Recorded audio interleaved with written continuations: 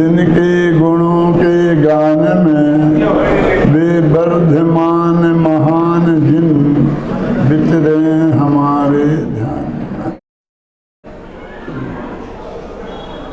अब आप आज सुबह जिस बिंदु पर अपने व्याख्यान बंद किया था, अपने दिमाग में उस बिंदु को याद कीजिए।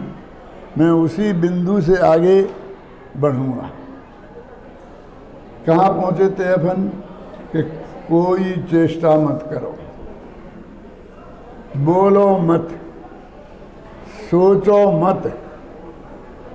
आत्मानुभूति प्राप्त करने का, शुद्धोपयोग प्राप्त करने का, सपक श्रेणी प्राप्त करने का, सम्यक दर्शन प्राप्त करने का, सर्वज्ञता प्राप्त करने का मार्ग एक ही है।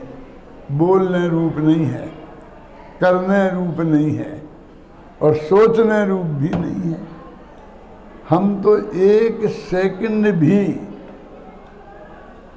करने के बिना नहीं रहना चाहते हैं। क्यों? 24 घंटा कुछ ना कुछ करते ही रहना चाहते हैं। और कदाचित नींद आ जाए तो हमारे आचार्यों ने कहा कि स्वप्न ने मधि दोष लगायो, तो स्वप्नों में कुछ ना कुछ काम करना शुरू कर देते हैं, है ना। और कदाचित शरीर से कुछ करने का काम कुछ समय हम आराम भी कर लें, नहीं करें तो वाणी निरंतर चालू रहती है। वाणी से भी आराम ले लें तो मन तो चालू रहता ही है। निरंतर निरंतर निरंतर संकल्प विकल्प। इस जैन दर्शन का मार्ग अकर्ता वाला मार्ग है, नहीं करने वाला मार्ग है, करने वाला मार्ग नहीं है। हमने कुछ शब्द बना लिए हैं कि जब वो ऐसा समय आता है तो हम कहते हैं घोर तपस्चरण किया। और उस तपस्चरण में जो संयोग बाहर के प्रतिकूल दिखाई देते हैं, उन संयोगों को तपश्चर्या नाम दे देते हैं। भयंकर कठोर तप किया। भगवान महावीर के कानों में तो कीले ठोक दिए गए थे, तो महावीर ने ये तप किया था। वैसे ये दिगंबर धर्म की कहानी नहीं है, ये कहानी तो श्वेतांबरों के यहाँ है। लेकिन मैं तो उदाहरण के लिए ये बात कहता हूँ कि कान में कीले ठोके थे, इसमें महावीर तपस्वी कैसे हो गए? यदि कीला ठोकना तपस्या है तो जिनने ठोके थे वे तपस्वी होंगे। वो काम किसने किया था? बोलो। महावीर ने किया था। क्या हो तुम हमारे कान में कीले ठोकना? महावीर का क्या इन्वॉल्वमेंट था उसमें? महावीर ने तो यही कहते कि साहब बहुत घोर तपस्या थी, क्योंकि वे चाहते तो ऐसे पैर की उंगली दबाते तो वो जो है ना ठोकने वाले वो पाताल में चले जाते। इतनी शक्तियों के धनी थे वो। इतना 64 रिद्धियाँ उन्हें प्रकट की हैं, बड़े बड़े रकाम में रहते हैं, लेकिन उनने कुछ नहीं किया। तो इसी का नाम तप है ना। क्या अर्थ हुआ इसका? कुछ नहीं किया, इसका नाम तप है। कुछ करने का नाम तो नहीं हुआ ना। यदि करने का नाम होगा तो फिर उनने किया। कि साहब कुछ नहीं किया वो तो ठीक है, माने वो ठोक रहा था तो उसे पकड़ के फेंक देते दूर तो चला जाता। वो कुछ नहीं किया, फिर उससे कहा भी नहीं कि तू ये काम मत कर, नहीं तो मेरे से बुरा कोई नहीं होगा। क्यों? हम तो धमकी तो देते हैं ना।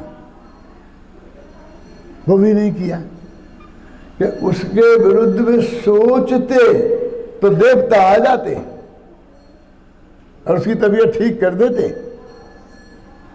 लेकिन उनने सोचा भी नहीं। यानी जो भी बात है तपश्चर्या के नाम पर, वो नहीं करने रूप है, करने रूप नहीं है। पहले तो हम अपने दिमाग को बदलें।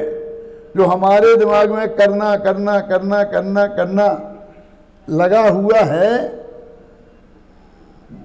उससे हमारा चित्त हटे कि जैन धर्म करने का नाम नहीं है, नहीं करने का नाम है। जितने भी तीर्थंकरों की इसलिए कहता हूँ कि उनमें किसी तरीका का कोई विवाद नहीं है, सब मानते हैं। जब उन्हें सर्वज्ञता की प्राप्ति हुई, जब उन्हें केवल ज्ञान की प्राप्ति हुई, तो अभी हम बच्चे बच्चे से पूछें, मुमुक्षुओं के नहीं, पूरे जैनियों के बच्चे बच्चे से, कि जब वे क्या कर रहे थे, जब वे आत्मा से परमात्मा बने, अल्पज्ञ से सर्वज्ञ बने, अनंत दुखी से अनंत सुखी बने, रागी से बीतरागी बने, उस क्षण में वे क्या कर रहे थे? आहार कर रहे थे, विहार कर रहे थे, उपदेश दे रहे थे, किसी को दीक्षा दे रहे थे, समझा रहे थे, क्या कर रहे थे? तो सब एक स्वर से बोलते हैं हमारे जैनियों के बच्चे बच्चे कि वे एक कुछ नहीं कर रहे थे, वे ध्यान कर रहे थे। तो हम पूछते हैं ध्यान कर रहे थे तो किसका? दूसरे का कि आत्मा का? तो किसके आत्मा का? भगवान महावीर ध्यान कर रहे थे तो आदिनाथ के आत्मा का कर रहे थे कि आदित्यनाथ के आत्मा का? एकदम जवाब आता है कि नहीं, अपने आत्मा का। अब इतनी बात तो हमें पढ़ाना नहीं है ना कि भगवान बनने का उपाय अपने आत्मा का ध्यान करना है। इतना नक्की हो गया ना इसमें। और ये किसी को तर्क युक्ति देने की जरूरत नहीं है, क्योंकि जैनी का बच्चा बच्चा जानता है, क्योंकि हमने वैसी ही मूर्तियां मंदिरों में विराजमान की। आप जानते हैं, आपको आपके घर में अपने पिताजी का फोटो लगाना है, उनका स्वर्गवास हो गया है, अथवा अपना फोटो लगाना है, तो सब पूरे में भर दोगे? जितने फोटो खींच रहे हैं, एक ही धंधा चल रहा है, हमारा भी प्रवचन खत्म होगा और फोटो शुरू होंगे। जब तक सोएंगे नहीं तब तक फोटो फोटो फोटो। क्या करोगे इनका? है? जैसे ताड़पत्र यहाँ जलाए गए थे ना 10,000 इकट्ठे, ऐसे ही जाएंगे, कुछ नहीं, कोई नहीं, देखने वाला मिलने वाला नहीं है। तुम्हारे बच्चों को इतनी फुर्सत नहीं मिलेगी कि तुम्हारे फोटो देखें, वे अपने बनाएंगे। समझे ना? तो मैं एक कहता हूँ कि हम गंभीरता से इस बात पर विचार करें कि हमारा ये कर्तृत्व बुद्धि तो छूटे, क्योंकि वे आत्मा के ध्यान से, अच्छा आत्मा के ध्यान से हुए थे ना, तो आत्मा को जरा ध्यान करने की बात कहता हूँ कि आप आंखें बंद करके और अपने पिताजी को याद करो। जिसके पिताजी अभी जिंदा होंगे वो तो उनकी आंखों के सामने आ ही जाएंगे, भले ही अपने गांव में होंगे, यहाँ नहीं है, क्यों? लेकिन आंखें बंद करोगे तो आंखों के सामने आ जाएंगे ना। लेकिन जिनके पिताजी का स्वर्गवास हो गया होगा, उनके भी पिताजी आंखों के सामने आ जाते हैं, हमारे भी आ जाते हैं, आ जाते हैं ना। अब जरा अपने पिताजी के पिताजी के पिताजी के पिताजी के पिताजी का करो, करो, थोड़ा माथा लगाओ। नहीं आ रहे, क्यों? हमने उन्हें देखा ही नहीं है, हम उन्हें जानते ही नहीं हैं। वे कैसे थे तो हम कैसे याद करें? तो जिनको के दर्शन होते हैं उनका स्मरण होता है, जिनका ज्ञान होता है उनका ध्यान होता है। तो हमें अपने आत्मा का ध्यान करना है ना, तो उसके पहले अपने आत्मा को जानना पड़ेगा कि नहीं? क्यों? फिर हम तो जानते हैं कि क्या जानते हो कि आत्मा 3 तरह के होते हैं। गए तुम काम से, बहिरात्मा, अंतरात्मा, परमात्मा, इनसे काम नहीं चलेगा। ये तीनों पर के भेद हैं, ध्यान से सुनना, बहिरात्मा माने बाहर है दृष्टि जिनकी, वे तो स्पष्ट हो ही गए मिथ्या दृष्टि। अंतरात्मा माने सम्यक दृष्टि, अंतर में जिनकी दृष्टि है वे। और परमात्मा माने अरहंत तो सिद्ध है, सकल निकल परमात्म द्विभेदी। तो भैया ये तीनों प्रकार के जो आत्मा हैं ये हमारे ध्यान में किसी काम के नहीं है, घबराना नहीं है, ये काम के ही नहीं है। परमात्मा भी के, हाँ वे परमात्मा पूजा करने के काम के हैं, उनकी मंदिर में पूजन करो तो तुम्हें साथी से पुण्य का बंध होगा। पर परमात्मा का की पूजा हो सकती है, ध्यान नहीं।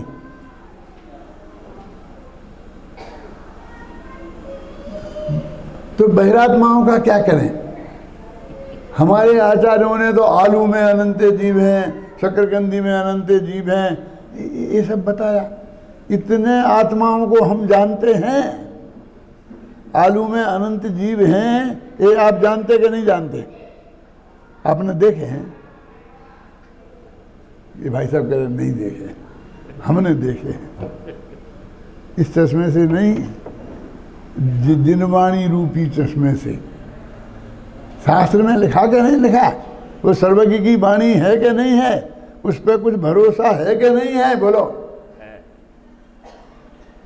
यदि नहीं है तो आत्मा भी तुम उन शास्त्रों से ही जानोगे और उसी का ध्यान होगा। टोडरमल जी ने रहस्यपूर्ण चिट्ठी में ये बात लिखी है।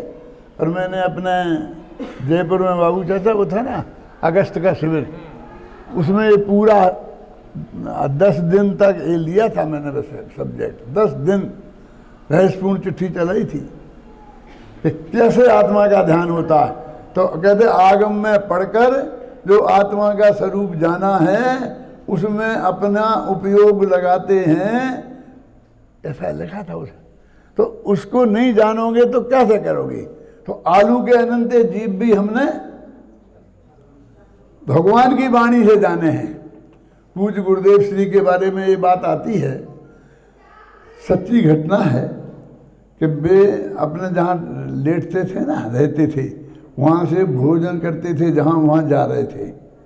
तो उनके आगे पीछे भी 2-5 लोग थे। अब आजकल ये फोटोग्राफर दांत में दम किए रहते हैं, 24 घंटा आगे पीछे लगे रहते हैं। और गुरुदेव जैसा पुण्यशाली जीव हो गए तो फिर पूछना ही क्या है। तो ये जल्दी सामने खट खट खट। और जितने आदमी साथ में चलते हैं भी पूरी कोशिश करते हैं कि गुरुदेव का फोटो आए तो नहीं आए, मेरा आ जाना चाहिए। और गुरुदेव से चेंट के आ जाना चाहिए, गुरुदेव के माथे से, गले से, यहाँ से, वहाँ से। क्यों?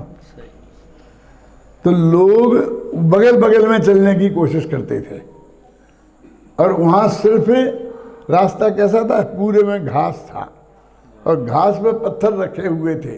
उन पत्थरों पे पैर रख रख करके भोजनालय में जाते थे। तो गुरुदेव ने कहा पीछे रहो, पीछे रहो। अब गुरुदेव को क्या मालूम कि ये फोटोग्राफर है, ये पीछे नहीं जाएंगे। वे भगाते पीछे और फिर लौट के वो सामने आ जाते। तो उन्होंने कहा तुम्हें मालूम नहीं है ये जो ये नीम की निबोड़ी के पत्ते पड़े रहते थे वहाँ, फूल, नीम के फूल। तो उन्होंने कहा इसमें अनंत निबोधिया जीव हैं, इनमें तुम्हारे पूर्व भव के माँ बाप भी हो सकते हैं और भविष्य के मोक्ष जाने वाले तीर्थंकर परमात्मा भी हो सकते हैं। तुम इन पे पैर मत रखो। तो एक आदमी ने कहा कौने देखे? कौने जोया? सुने, कौने जोया? किसने कहा होगा? नाम नहीं बताऊंगा। किसने कहा होगा बताओ? महावीर किसने कहा होगा? कहते किसी गुजराती ने कहा होगा। हिंदी वाला कहता तो कहते किसने देखे? ये क्यों बोलता कौने जोया? समझ में आया कि नहीं आया? तो इतने गुस्सा में आ गए गुरुदेव, आंखें लाल हो गई और वहीं खड़े हो गए। हमने इतना गुस्से में उन्हें कभी नहीं देखा था, हमने देखा उस दिन। मालूम किस बात पे नाराज हुए? इसलिए नहीं कि तुमने पैर रख दिए उन पर, इसलिए कि तुमने सर्वज्ञ का अपमान किया,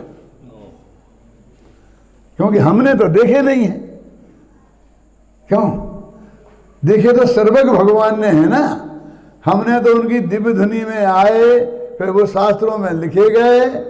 अरिहंत भाषयत्तम गणधर देवे ही गुत्थियम सब्बम। हमने तो उन शास्त्रों में देखे। तो तुम ये कह रहे किसने देखे का मतलब है कि बस तुमने ठोक दिया कि इसमें जीव है और मत खाओ। और आलू को कैसे नहीं खाएं? आलू तो सागों का राजा है। मैंने कहा राजा है? हमें नहीं मालूम था। कि तुम क्या जानो? मैंने कहा राजा है। कि हाँ, तो राजा को क्यों खाते हो? प्रजा को खाओ ना। यानी हमने आलू छोड़े, ये सारे अभक्ष पदार्थ छोड़े, तो सर्वज्ञ भगवान पे भरोसा करके छोड़े ना। अब तुम उस पर भरोसा नहीं करोगे तो उसने जो आत्मा का स्वरूप बताया वो तुम्हारी समझ में कैसे आएगा? तुम तो आत्मा को देख नहीं सकते। बहुत क्लियर लिखा टोडरमल जी ने, आत्मा प्रत्यक्ष तो हो नहीं सकता है, वो तो परोक्ष है, जो हमारे मत ज्ञान शुद्ध ज्ञान में आता है। केवल ज्ञान में आता है तो हमारे काम का नहीं है। जब पहले केवल ज्ञानी हो जाएंगे तो फिर हमें क्या जरूरत है? पावर ज्ञान मन पर ज्ञान में आता नहीं है, अब वो हमें है भी नहीं, तो हमारे मत ज्ञान शुद्ध ज्ञान में ही आएंगे। तो सर्वज्ञ की वाणी ही शरण है, ये जिनवाणी ही परम शरण है। इससे ही हमें उस भगवान आत्मा का ज्ञान करना पड़ेगा। किसका? जो आदिनाथ से लेकर महावीर तक वो आत्मा का ध्यान करने में बैठे थे ना, पर्वत की चोटी पे जाकर, तो वहाँ क्या कर रहे थे? वो उस आत्मा का ध्यान कर रहे थे। क्या ध्यान कर रहे थे? हमारी समझ में नहीं आता। तुम्हें तो हम बताओ, तो सीधी सीधी बताओ कि क्या कर रहे थे। ध्यान तो हमने भी बहुत किया है, आंखें बंद करके बैठ जाते हैं। क्यों? आंखें करके बैठ जाते हैं तो और 10 गुने विकल्प चलते हैं, ऐसे में थोड़े कम चलें। और सामायिक करने बैठते हैं तो क्या हालत होती है, हैं? मुफ्त में अमेरिका घूम के आ जाते हैं बिना टिकट। इतने विकल्प जाल चलते हैं कि नहीं चलते हैं? तो वो कहते हैं कि तुम्हें उस आत्मा का ज्ञान होना चाहिए। ध्यान करने के पहले ज्ञान तो है नहीं किसी को। ये तो पूज्य गुरुदेव के प्रताप से हम मुमुक्षुओं को इतना अंदाज लग गया है कि वो त्रिकालीध्रुव भगवान पर से भिन्न, पर्याय से भिन्न, गुण भेद से भी भिन्न होता है। क्योंकि हम ज्ञानानंद स्वामी पढ़ने लग गए हैं। राग रंग से भिन्न, भेद से भी मैं भिन्न निराला हूँ, मैं ऐसा तत्व हूँ। तो मोटी मोटी भाषा में हमारी में आ गया है, भाव में नहीं आया। जरा सोचो, ये अकर्तापन अपनी भाषा में तो आ गया है। एक देव दूसरे देव का करता नहीं है। ये अब भी हल बता देंगे, ये बाई रोटी नहीं बनाती है, आज तक किसी बाई ने कोई रोटी नहीं बनाई। क्यों? कोई कुछ नहीं करता है। लेकिन वास्तव में कर्तृत्व हमारे दिमाग में से निकला है? कर्तृत्व बुद्धि हमारे दिमाग में से हटी है? नहीं हटी ना। हमें तो ध्यान भी करने रूप चाहिए। वे क्या कह रहे हैं? ध्यान कैसा रूप होता है? ध्यान जानने रूप है, ऐसा लिखा। ज्ञान के रिपीटिशन को ध्यान कहते हैं। पहली दफे जाना तो ज्ञान, और लगातार जानते रहे तो ध्यान। और क्या है? बोलिए आपको क्या करना क्या है? आत्मा को आपने जाना तो उसका नाम ज्ञान, और फिर उसे ही जानते रहे, उसका नाम ध्यान। तो पहली दफे ही नहीं जाना तो रिपीटिशन कैसे आएगा? कैसे हो जाएगा? हमें नहीं हुआ, हमने इतनी कोशिश की। कोशिश तो तुमने रीढ़ की हड्डी में करी, कोशिश तो तुमने नाक की नोक को देखने में करी, तुमने आत्मा को देखने में कोशिश करी ही कहाँ है? एक दफे तो हमारे विकल्पात्मक ज्ञान में उसका जिसमें अपनापन करना है, जिस आत्मा में को अपना जानना है और जिस आत्मा का ध्यान करना है, स्वरूप हमारे विकल्पात्मक ज्ञान में देव गुरु शास्त्र के माध्यम से समझ में आना चाहिए। उसके बिना किसी कीमत पर कोई आत्मा को अनुभव नहीं कर सकता। वो केवल ज्ञान वाला ध्यान तो बहुत दूर की बात है। समझे ना? जो आत्मा का अनुभव करने के लिए कोशिश करी, और हम चाहते हैं ना देह के छूटने के पहले देह से भिन्न भगवान आत्मा हमारे ज्ञान का गेय बन जाए, तो आपने अपने विकल्पात्मक ज्ञान में भी उसका निर्णय किया है क्या? बात भाषा की छोड़ देना। भाषा में तो हमारे एक दूसरे देव का कर्ता नहीं है, और एक सेकंड भी हम कर्तृत्व बुद्धि के बिना जिंदा नहीं रहते हैं। ये करना, ये करना, ये करना, ये करना, करना करना करना करना, समझे ना आपकी में? और ये क्या होने वाला है आप सोचो। इसलिए पहले हमारे विकल्पात्मक ज्ञान में वो निर्णय होना चाहिए, है ना? अपने शास्त्रों में उनके लिए 5 लब्धियाँ कही हैं, मैं उनके विस्तार में नहीं जाऊंगा। इतना ज्ञान प्राप्त होना कि जिससे उस आत्मा को हम समझ सकें, जिनवाणी को समझ सकें, भगवान की दिव्य धुनी के सार को हम समझ सकें, और इतना मंद कसाय होना कि मैंने अपनी अभी एक उसमें लिखी है, छोड़ हजारों काम। काय में लिखा? विनय पाठ में।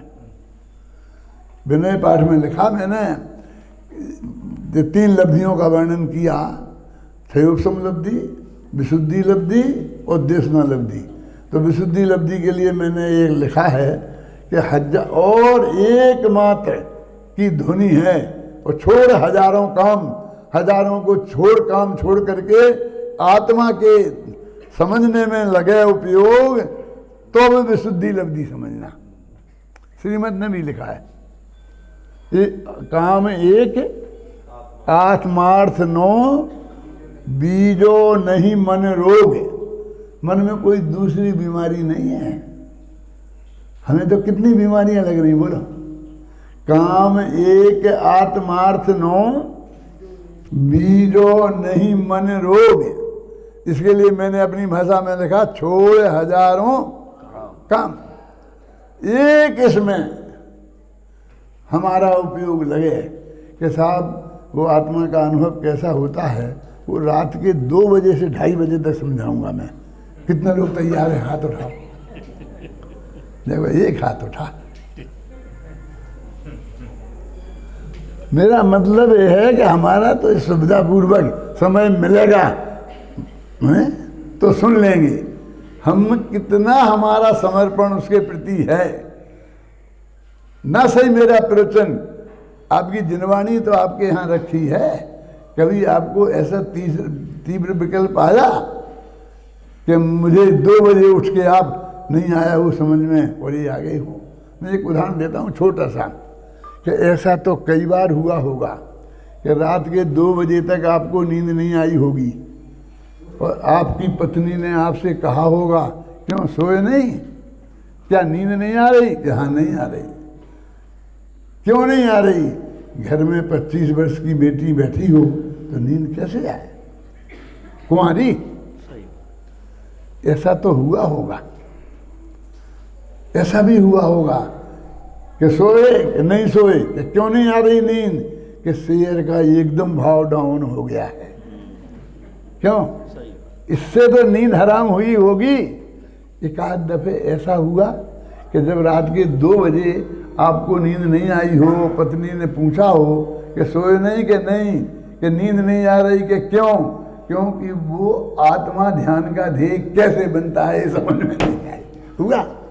नहीं हुआ तो आत्मा नहीं बनेगा ध्यान का ध्येय, तो नहीं होगा आत्मा का अनुभव। क्या हमारा समय, हमारा सब, और उसके अनुसार मिले तो हम सब समझने को तैयार हैं। लेकिन नहीं, वो कहते हैं कि हर कीमत पर हमको आत्मा को समझना है। उसका नाम तो विशुद्धि लब्धि है। क्यों?